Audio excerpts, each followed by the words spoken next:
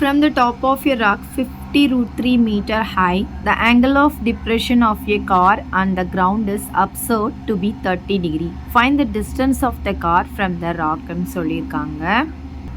அதாவது ஒரு ராக் இருக்குது, அதோடைய ஹைட் வந்து 50√3 மீட்டர்னு சொல்லியிருக்காங்க. அதோடைய டாப்ல இருந்து ஒரு காரை வந்து பார்க்குறாங்க. அதை வந்து ஆங்கிள் ஆஃப் டிப்ரெஷன் சொல்லுவாங்க. அதாவது மேலேருந்து கீழே பார்க்குற ஆங்கிளை வந்து டிப்ரெஷன் சொல்லுவாங்க. கீழேருந்து மேலே பார்க்குற ஆங்கிளை எலிவேஷன் அப்படின்னு சொல்லுவாங்க. ஸோ இப்போ மேலேருந்து கீழே பார்க்குற ஆங்கிள் வந்து எவ்வளோ கொடுத்துருக்காங்க, நமக்கு 30 டிகிரி அப்படின்னு கொடுத்துருக்காங்க. இப்போ அந்த காருக்கும் ராக்குக்கும் இருக்கிற டிஸ்டன்ஸ் தான் கேட்டிருக்காங்க. ஃபஸ்ட்டு ஒரு கிரவுண்ட் லெவல் வரைஞ்சிக்கலாம். இப்போ வந்து என்ன சொல்லியிருக்காங்க, நமக்கு வந்து ஒரு ராக் இருக்குதுன்னு சொல்லுவாங்க. அந்த ராக் வந்து இதுதான் ராக்குன்னு வச்சுக்கலாம். அதோட ஹைட் வந்து 50√3 மீட்டர் அப்படின்னு கொடுத்துருக்காங்க. அதுக்கப்புறம் ஒரு கார் இருக்குதுன்னு சொல்லியிருக்காங்க கிரவுண்டில். ஸோ இதுதான் வந்து கார் அப்படின்னு எடுத்துக்கலாம். இந்த ராக்குடைய டாப்ல இருந்து இந்த காரை வந்து பார்க்குறாங்க.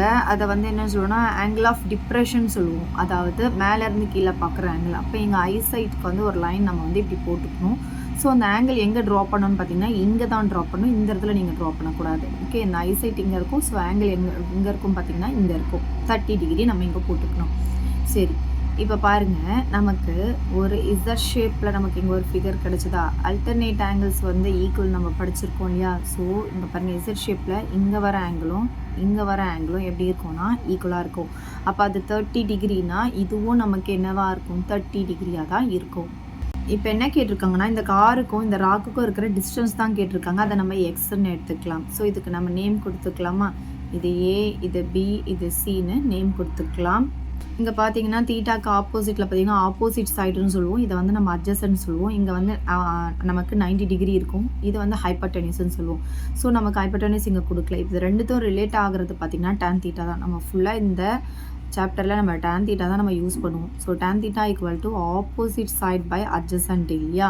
So tan theta equal to opposite சைடில் நமக்கு இங்கே என்ன இருக்குன்னா பிசி இருக்குது, பை அட்ஜசன்ட்டில் பார்த்திங்கன்னா நமக்கு ஏபி இருக்குது. இப்போ வேல்யூஸ்லாம் சப்ஸ்டிடியூட் பண்ணிக்கலாம். tan தீட்டா பார்த்திங்கன்னா நமக்கு 30 டிகிரி ஈக்குவல் டு பிசி பார்த்திங்கன்னா 50√3 இருக்குது.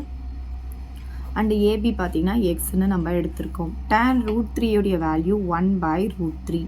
இங்கே பார்த்திங்கன்னா 50√3 பை எக்ஸ்ன்னு இருக்குது. நமக்கு எக்ஸுடைய வேல்யூ தான் வேணும். அதனால் இதை கிராஸ் மல்டிப்ளிகேஷன் பண்ணிக்கிறோம். 1 × x வந்து எக்ஸாக மாறிடும். இது இங்கே கிராஸ் மல்டிப்ளிகேஷனில் போயிடும். அப்போ 50 × √3 × √3 பார்த்திங்கன்னா நமக்கு 3ஆக மாறிடும். அப்போ 50 × 3 பார்த்திங்கன்னா நமக்கு 150 அப்படின்ட்டு கிடைக்கும். ஸோ இதுதான் வந்து அந்த காருக்கும் அந்த ராக்குக்கும் இருக்கிற டிஸ்டன்ஸ். ஸோ எப்படி எழுதிக்கலாம்னா, தேர்ஃபோர் கொஸ்டினில் எப்படி கொடுத்துருக்காங்களோ அதே மாதிரி எழுதிக்கோங்க. The distance of the car from the rock is 150 meter அப்படின்னு எழுதிக்கலாம்.